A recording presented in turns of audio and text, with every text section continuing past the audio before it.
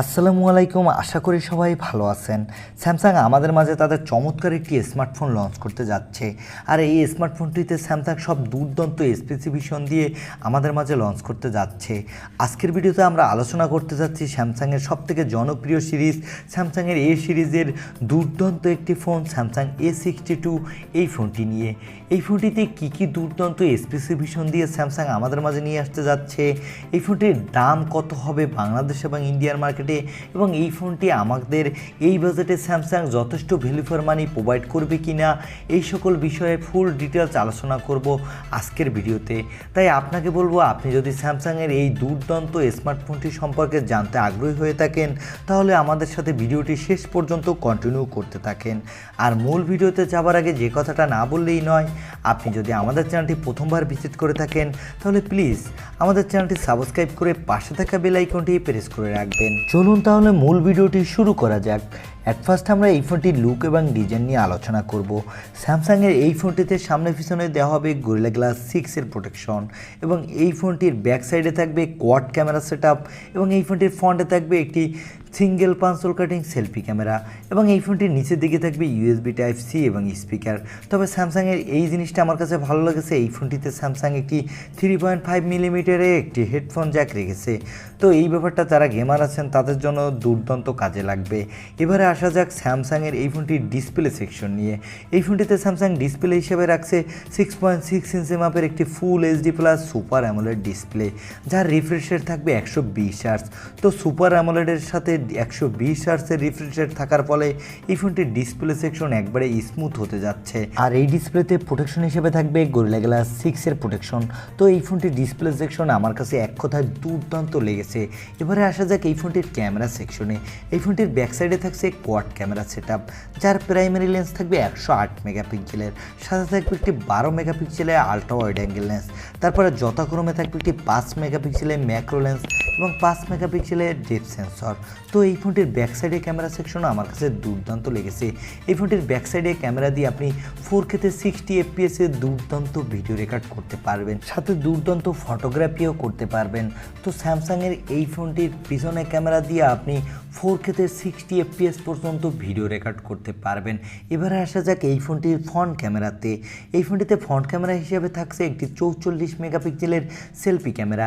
এই ক্যামেরাটি দিয়ে আপনি দুর্দান্ত মানের সেলফি তুলতে পারবেন, সাথে দুর্দান্ত ভিডিও রেকর্ডও করতে পারবেন। এই ক্যামেরাটি দিয়ে আপনি 4K-তে পর্যন্ত ভিডিও রেকর্ড করতে পারবেন। তো স্যামসাংয়ের মিড বাজেটের ফোন হিসাবে এই ফোনটির ক্যামেরা সেকশন সামনে পিছনে দুই ক্যামেরা দিয়ে আপনি দুর্দান্ত মানের ভিডিওগ্রাফি এবং ফটোগ্রাফি করতে পারবেন। তো এই ফোনটির ক্যামেরা সেকশন আমার কাছে যথেষ্ট প্রিমিয়াম এবং দুর্দান্ত লেগেছে। এবারে আসা যাক এই ফোনটির মূল হাইলাইটের সেকশন, এই ফোনটির প্রসেসর সেকশনে। এই ফোনটিতে প্রসেসর হিসাবে থাকবে স্ন্যাপড্রাগনের একটি প্রসেসর। এই প্রসেসরটি হলো স্ন্যাপড্রাগনের 780G প্রসেসর। এই প্রসেসরটি একটি 5 ন্যানোমিটার আর্কিটেকচারের তৈরি। এই প্রসেসরটি দিয়ে আপনি যে কোনো ধরনের পারফরমেন্স দুর্দান্ত পেয়ে যাবেন, যেমন গেমিংয়ের ক্ষেত্রে Free Fire, PUBG, Call of Duty, Asphalt 9 এই সকল ধরনের হাই সেটিংসের গেম স্মুথলি প্লে করতে পারবেন কোনো প্রকার ল্যাগিং ছাড়াই। আর যারা মাল্টিটাস্কিং করতেও পছন্দ করেন তারাও এই প্রসেসরটি দিয়ে দুর্দান্ত মাল্টিটাস্কিং করতে পারবেন। আর স্যামসাংয়ের এই বিষয়টা আমার কাছে ভালো লেগেছে, কেননা স্যামসাংয়ের আগের ফোনগুলোতে স্যামসাং এই দক্ষিণ এশিয়ার দেশগুলোতে এক্সিনোসের প্রসেসর ব্যবহার করত। ওই প্রসেসরগুলো আমাদের ততটাও ভালো পারফরমেন্স দিত না। আর এবার স্যামসাং এই স্ন্যাপড্রাগনের প্রসেসর ব্যবহার করার ফলে এই প্রসেসরটার পারফরমেন্স এক্সিনোসের প্রসেসরের থেকেও দুর্দান্ত হবে। এই ফোনটিতে অপারেটিং সিস্টেম হিসেবে থাকবে অ্যান্ড্রয়েডের সবথেকে লেটেস্ট আপকামিং ভার্সন অ্যান্ড্রয়েড 12, সাথে থাকবে স্যামসাংয়ের নিজস্ব অপারেটিং সিস্টেম ওয়ান UI 4।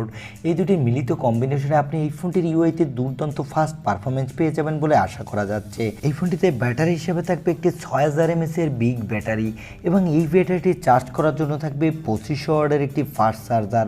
তবে স্যামসাংয়ের এই ব্যাপারটা আমার কাছে ভালো লাগে না, কেননা এখনও যদি 2500 ওয়াটের ফাস্ট চার্জার দিয়ে 6000 mAh এর একটি ব্যাটারি চার্জ করতে হয় তাহলে মিনিমাম 2 ঘন্টা সময় সময় লাগবে।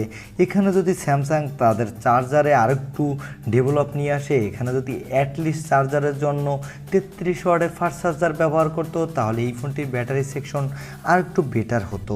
এবারে আসা যাক এই ফোনটির দাম কেমন হবে বাংলাদেশ এবং ইন্ডিয়ায়। এই ফোনটির বেস ভেরিয়েন্টের দাম হবে ইন্ডিয়াতে প্রায় 35 থেকে 38,000 রুপির মধ্যে।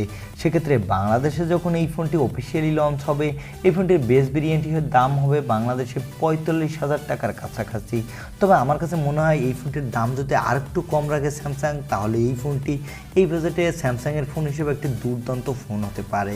আর যদি স্যামসাং এই ফোনটির দাম এই 40,000 বা 45,000 টাকার কাছাকাছি রাখে, তাহলে আমার মনে হয় এই বাজেটে মার্কেটে এই ফোনটির আরও অনেক বিকল্প ফোন পেয়ে যাবেন এর থেকে দুর্দান্ত স্পেসিফিকেশন দিয়ে।